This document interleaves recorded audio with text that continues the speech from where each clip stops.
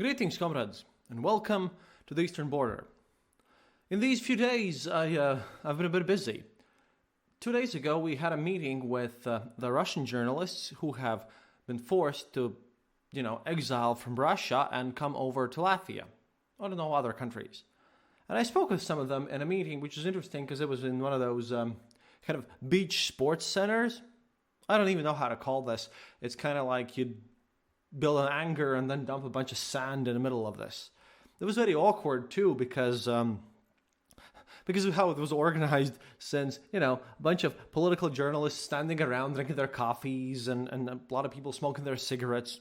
I use snus. I love Swedish snus. It's the best thing ever. Keeps me alive. Don't need to smoke. No smoke whatsoever. Amazing stuff. Highly recommend if you're a smoker. Gonna help you quit smoking easily.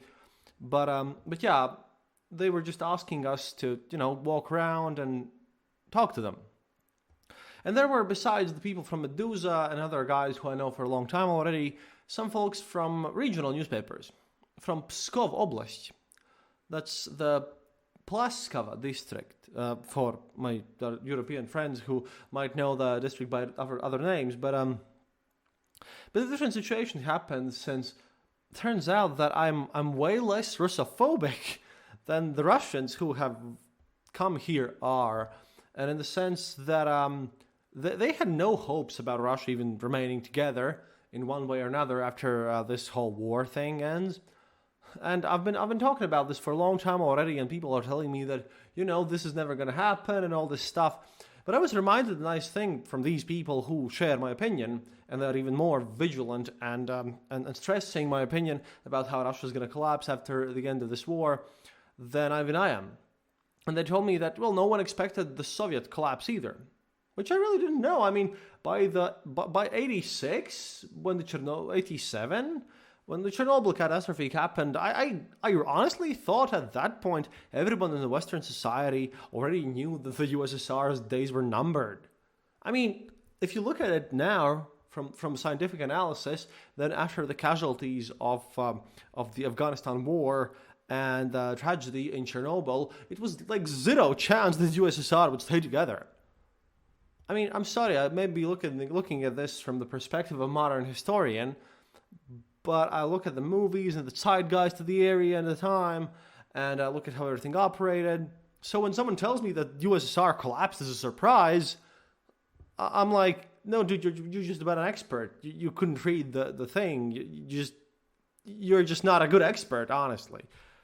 Because for anyone with any clear vision about what's going to happen and how political processes work, it should have been obvious that the Soviet Union was going to collapse. What do they think? The planned economy, which is failing because gasoline prices are falling and oil prices are falling, is going to, remain there forever? The same is with Russia today. People laugh at me sometimes when I post my views out there, but yeah, no, I don't believe it's gonna survive. Girkin, by the way, interesting point of view was like our buddy Girkin, the guy who I'm gonna quote later on the show, who's the frenemy of the show, so to speak.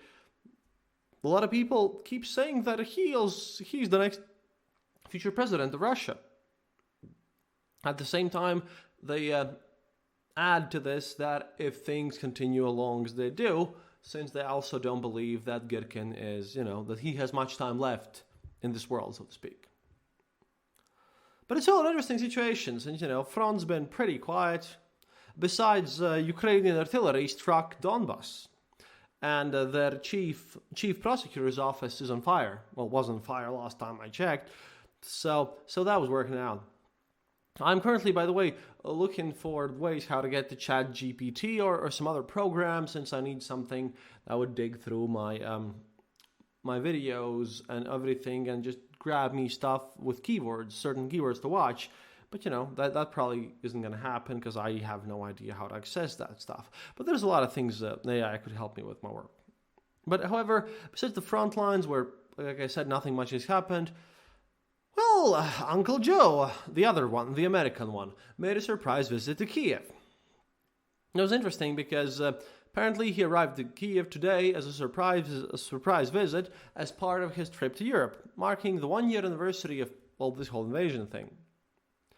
He went with Zelensky outside of St. Michael's Cathedral and got a nice photos and everything.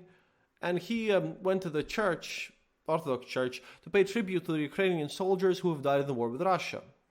There were air raid incidents while he was there, and the transportation was blocked basically by the city, since no one really wanted to announce anything. Especially since the White House previously specifically denied that Biden had planned to visit Ukraine during this trip. The secrecy is quite much interesting here. Now, of course, all the possible Russian, Ukrainian channels and everything, they commented on this, and I must too, to remain relevant, even to some point. But in Russian media, a bunch of jokes about how the United States president is incompetent, senile, and dumb, spread all around. I mean, I don't know. Yeah, sure, he is old, but I kind of don't get this thing. You know me by this point. You know that I have no affiliations to either political party of the United States, and all that stuff. But I just sometimes don't get how you manage to get weird people on the post. Because, I don't know, the whole senility thing, I don't know how smart Biden is, I'll be honest with you. I just know what the comments are, and, him being very old does leave some things, to be desired. Then again, Trump is older than him, but then again, I am also no lover of Trump, so it is what it is. But yeah, Girkin himself, our buddy here, posted a joke about Biden's visit. And he says, quote, in this political joke, which literally spawned today, Biden meets Zelensky in Kyiv, and he stares down at him, because Biden's way taller than Zelensky, by the way. Zelensky is quite short. He's 1 meter 63 feet, 1 meter 63 centimeters. I don't know what's that in feet. I do not use your weird measurement system, so go and for once do the conversion yourselves. But Biden looks down on Zelensky in this joke and asks, Vladimir, why did you attack Ukraine? And Zelensky is confused. John, it's not me, it's Vladimir Putin. I'm the другой Vladimir, Zelensky. And Biden responds, oh, well, sorry, I mess up you Russians all the time. And Zelensky responds, John, I'm not a Russian, I'm a Ukrainian Jew. And then Biden responds, oh, well, sorry once again. I mean, I mess you up Russian Jews all the time. This is another point of thing, because this is spread by pro-war channels, and this once again shows how they don't treat Ukrainians as a separate nation even. How they really focus just on how all of them are Russians. This is important, strategically even, since it shows why, again, there will be no nuclear war. But right now, Russia can't really attack, and due to the fact that because of internal conflicts, Wagner Group has been basically cancelled, I suppose. Yeah, I mean, they're not being given any supplies or artillery shells or anything to work with, so their success in the front lines remains, unexpected, so to speak. It's very bizarre, since, you can't really focus on these guys, because it's not going to happen. Wagner Group's not going to do anything. They're stretching themselves thin. That's the biggest complaint in all the Telegram channels. And Ukrainian counterattack will just shatter their front lines. That's going to happen anywhere, basically. And once again, we're stuck doing these political talks, since again, I think that this war is going to go on for as long as Putin's in power. You remove Putin, you remove the war. This is kind of weird, but if you don't remove Putin, this war is not going to end, since as long as Russia is still fighting the war, then they haven't lost the war. The situation with the mobilized, of course, we have a ton of new protests, a ton of new people saying that they're gonna just, continue on the war forever. More situations with the fact that money has not been paid to the Russian soldiers, including the wounded and all that stuff. It's all politics. It's just a bit weird. In the meantime, well, also in Russia, there is a town called Novosibirsk. Well, a city. It's a large one. It has over more than 1 million people. And and I'll quote this from Medusa. The Legislative Assembly of Russia's Novosibirsk region has passed a law abolishing direct elections for the mayor of Novosibirsk, Russia's third largest city. State media reported on Monday. Under the new law, Novosibirsk's mayor will be appointed by deputies of the city's Legislative Assembly. According to the local news outlet Taiga.info, the deputies will select from a pool of candidates chosen by a committee that will consist partly of people chosen by Novosibirsk's governor. The changes will presumably come into effect after the current Novosibirsk governor's term ends in September 2024. Until now, Novosibirsk was one of the only 3 Russian cities with populations of more than 1 million people where residents could elect their mayor directly. After the new law was passed, of course, some residents protested outside the Legislative Assembly building with picket signs. All of them were soon arrested. Some of them were also beaten up. Because, well, it is what it is. You gotta have beatings and everything. Democracy dies in Russia and it dies silently. No one really cares about what's happening there. Again, I've been reading all sorts of reports and advices and everything, and everyone just, for some reason wants to make peace with Putin. He has nuclear weapons. Who cares? Kim from the North Korea has nuclear weapons. Why aren't you advising peace to him? Hey, let's give Hawaii to North Korea. Maybe then they'll give up their nuclear weapons. How about that? This just irritates me to no end. I mean, as I'm trying to cover this war situation, the whole position of the people who are ultra, oh no, let's surrender Ukrainian territory and give Putin what he wants because we are so afraid of Putin. I hate those fuckers. Just hate them personally. What is this with you people? Why do you want to make peace when there is victory in sight? Do you not understand the meaning of honor? Does honor mean nothing to you? Well, I guess so. I mean, you are capitalists after all. But there are some things which are more important than money. And even when it comes to money, this would be just more beneficial to everyone. This is just stupid. How about everyone just give weapons to Ukraine so that Ukraine wins the war, we depose Putin and Russia shatters in a million pieces and everyone lives in peace? Because that would be the best thing for the Western world ever. Let's make that happen. What's not hard to understand about?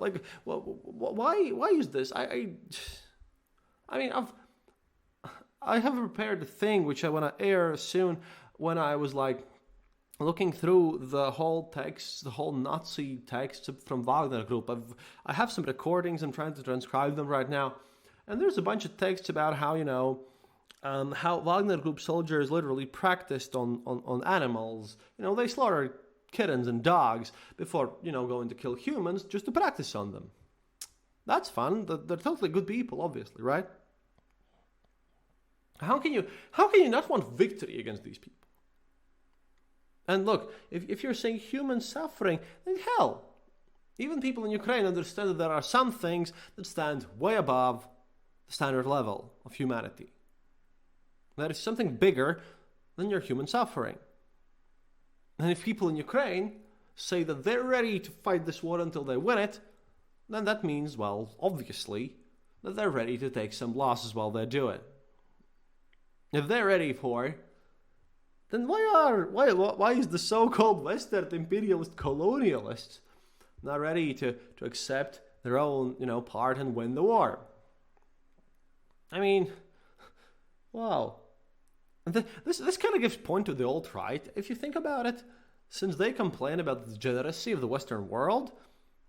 And this is where I see it, because, for once, when you're really asked to flex your military muscle to do what's right, and then you don't? No, I just don't find it believable at all. For once. For once you're called up on the task to do everything that you like, punching other people in the face, winning wars. And now you don't want to. Because you're afraid. Well, not you, my listeners, but that was in general. Since the Western politicians who are just mumbling about this is just bizarre.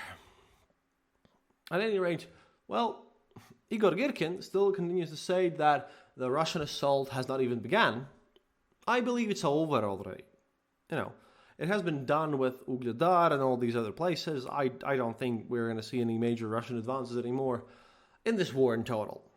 I think that when Ukraine finally musters enough tanks for a counterattack and infantry armored fighting vehicles, that's going to be the end of it. Ukraine's going to return to the borders in 1981. Crimea is going to go back to Ukraine. All this is going to happen. And then we're just going to stare at Russia, where either some power-hungry person like Girkin or Kadyrov takes power and turns it into the world's largest North Korea, or more likely there's going to be a massive civil war and there's going to be chaos until the end of this decade. And that's what I have accepted. Because really, I don't know. You have to break a few eggs to make an omelet. And sometimes, reconstructing the world order, sadly, means a few wars. At the same time, I've been watching a channel called Adam Something on YouTube. I like this guy, but his takes on, for example, Khrushchevkas and how all these communist buildings were nice are just a bit cringy. But gonna aim at him for an interview if he responds to this whole information. At any rate, до свидания, товарищи. And if you like the show, well, please do support us at Patreon, patreon.com/theeasternborder, or go to our homepage, theeasternborder.lv, and, make a one-time donation there. We're still planning our trip, and it's been a mess, and I just want to get back to what I do the best, being on the front lines very soon. It is what it is, and I'm kind of happy that the front, has been stabilized, but not easy. I really wish this war to be over, with the Ukrainian victory, of course. But again, it is what it is. And remember, guys, happiness is mandatory. До свидания.